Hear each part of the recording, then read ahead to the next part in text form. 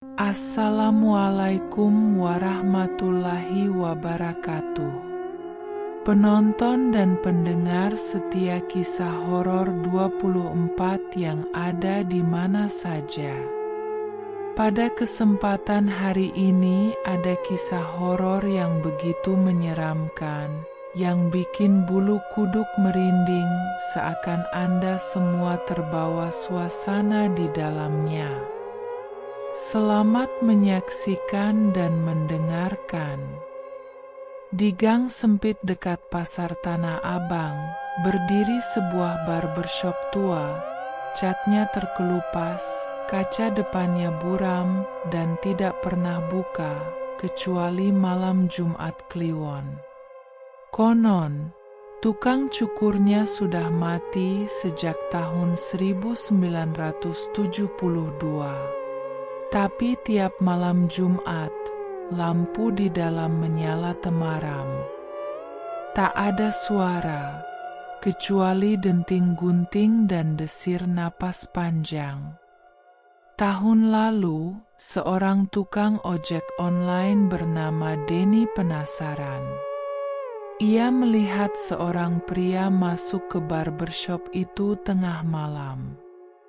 Penasaran, Denny ikut masuk dan mendapati pria itu duduk diam di kursi, mata terpejam, dicukur oleh sosok berjas hitam, wajahnya samar seperti kabut. Denny mencoba merekam dengan HP, tapi layar gelap. Tak ada siapa-siapa, kecuali dirinya sendiri yang duduk di kursi. Tiba-tiba, lehernya terasa dingin. Gunting bergerak sendiri, memotong rambutnya sedikit demi sedikit. Tapi saat ia menatap cermin, bayangannya tidak ada. Besoknya, orang-orang menemukannya terduduk lemas di depan barbershop. Rambutnya rontok habis, matanya kosong. Orang-orang yang menemukan Denny pagi itu segera mengerubunginya. Ia duduk lemas di depan pintu barbershop tua. Rambutnya rontok seperti habis dicukur habis-habisan. Mata menatap kosong, seakan jiwanya sudah ditinggalkan tubuhnya. Ketika seorang pedagang pasar mencoba memanggilnya, Denny hanya berbisik pelan. Dia memotong segalanya.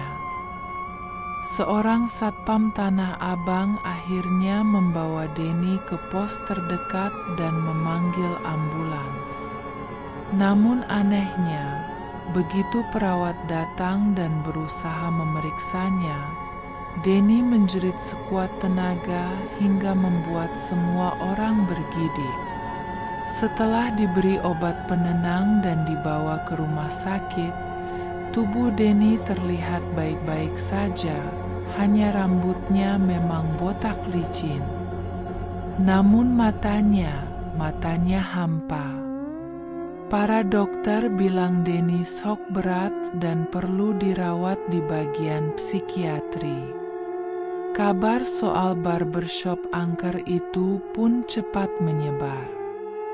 Pedagang dan tukang parkir setempat kembali mengenang cerita lama, bahwa barbershop di gang sempit itu sudah puluhan tahun kosong. Pemiliknya, Pak Rahman, meninggal di kursinya sendiri saat sedang melayani pelanggan di malam Jumat Kliwon. Konon katanya rohnya gentayangan, dan sejak saat itu, siapapun yang masuk saat malam Jumat akan kehilangan sesuatu dari dirinya. Entah rambutnya, ingatannya, bahkan nyawanya. Seminggu setelah kejadian Denny, seorang mahasiswa bernama Aryo yang penasaran dan gemar membuat konten horor memutuskan untuk melakukan pembuktian. Ia mengunggah di media sosial bahwa dirinya akan masuk ke barbershop itu malam Jumat berikutnya dan melakukan siaran langsung. Benar saja, malam Jumat tiba. Aryo menyiapkan kamera kecil di sakunya dan perlahan melangkah menuju gang sempit di samping pasar Tanah Abang. Udara malam itu dingin menusuk. Angin membawa bau apek bercampur wangi minyak rambut lawas.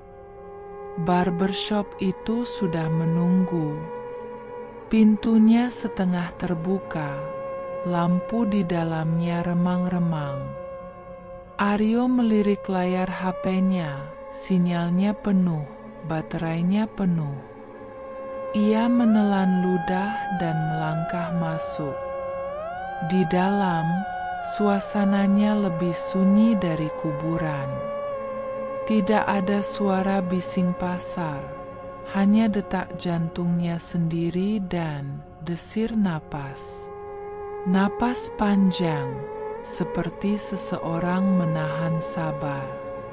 Di sudut ruangan, kursi cukur antik terbuat dari besi berkarat dan kulit coklat terletak menghadap cermin kusam. Aryo melangkah mendekat, kamera di tangannya bergetar. Tiba-tiba, pintu di belakangnya tertutup sendiri. Lampu redup bergoyang. Dan di cermin, Aryo melihat pantulan sosok berjas hitam berdiri persis di belakangnya. Kepala sosok itu tertunduk, wajahnya tersembunyi di balik bayangan. Ia ingin berteriak, tapi seakan kerongkongannya terkunci. Perlahan, sosok itu mendekat, hingga tangan dinginnya memegang pundak Aryo dan menekannya agar duduk di kursi. Gunting berkilat di tangan sosok misterius itu. Tanpa bicara, ia mulai memangkas rambut Aryo, helai demi helai jatuh ke lantai. Angin dingin merasuk hingga tulang. Setiap kali mata Aryo melirik cermin, bayangannya makin memudar.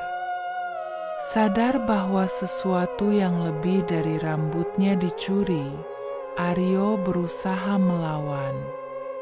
Namun tubuhnya lemas, seolah dicengkeram kekuatan tak kasat mata.